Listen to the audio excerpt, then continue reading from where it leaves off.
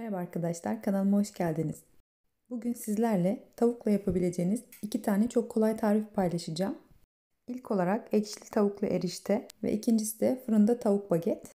Eriştenin yapımıyla tarifimize başlayalım. İlk olarak kemikli bir tavuğu haşlayıp suyunu süzüyoruz ve 300 gram kadar kurutulmuş erişteyi veya hazır yumurtalı erişte de olabilir. Herhangi bir yağ koymadan ve kavurmadan direkt tavuk suyunda sadece tuz atarak bütün suyun çekmesini sağlıyorum. Bu arada baharat olarak da sadece zerdeçal kullanıyorum ve yarım limonun suyunu sıkıyorum.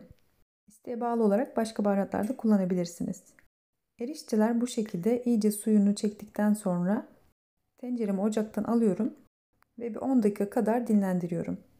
Önceden hazırladığım tavuklara baharatlarını ekliyorum. Tuz, karabiber ve ben burada kekik ekledim. Yine siz üzerine eğer çok acı seviyorsanız kırmızı pul biber de ekleyebilirsiniz. 10 dakika kadar bekleyen eriştelerim iyice demlendiler. Üzerlerine baharat eklediğim tavukları karıştırıyorum. Ve yemeğimiz bu şekilde hazır olmuş oluyor. Gördüğünüz gibi yapımı oldukça kolay bir tarif. Lezzet olarak da noodle'a benziyor biraz tadı. İçinde hem tavuk suyu hem de ekşi limon olduğu için. Yine yanında bir dilim limonla servis edebilirsiniz. Biraz da ekşi sevenler için. Deneyeceklere şimdiden afiyet olsun diyorum. İsterseniz ikinci tarifimizin yapımına geçelim. Fırında tavuk baget yapacağız. Herhangi bir fırın torbası kullanmadan sulu sulu yumuşacık tavuk bagetler elde etmiş olacağız. Bunun için 6 parça kadar tavuk bagetim var. Bunlara ufak çizikler atıyorum. Böylece yaptığım sosu daha güzel çekecekler. Bütün bagetlerimi bu şekilde çizikler attıktan sonra tavukları soslayacağım ve en az bir 4 saat kadar buzdolabında bekleteceğim.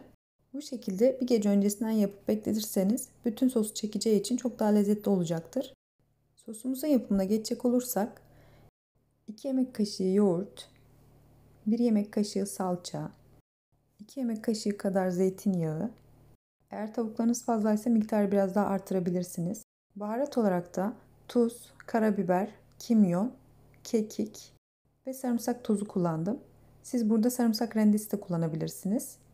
Ama mutlaka sarımsak koymak gerekiyor. Çünkü asıl lezzetini zeytinyağı, yoğurt ve sarımsak veriyor bence. Bütün bunların hepsini güzelce karıştırıyorum. Her yerine gelecek şekilde. Ben burada kaşıkla karıştırdım. Ama siz elinizle de iyice yoğurarak karıştırabilirsiniz. Ve üzerine bir yemek kaşığı kadar yine zeytinyağı gezdiriyorum.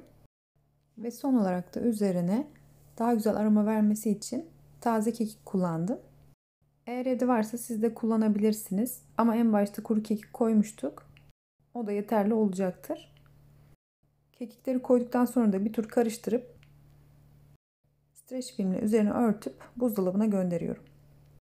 Buzdolabında dinlenen tavukları bu şekilde direkt fırına vereceğim. Üzerine herhangi bir yağ vesaire gezdirmiyorum. İçine eklediğimiz zeytinyağı yeterli olacaktır. Fırınımı 220 derece alt üst ayarı ayarladım.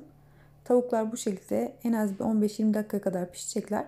Daha sonra fırının ayarını 200 dereceye alacağım.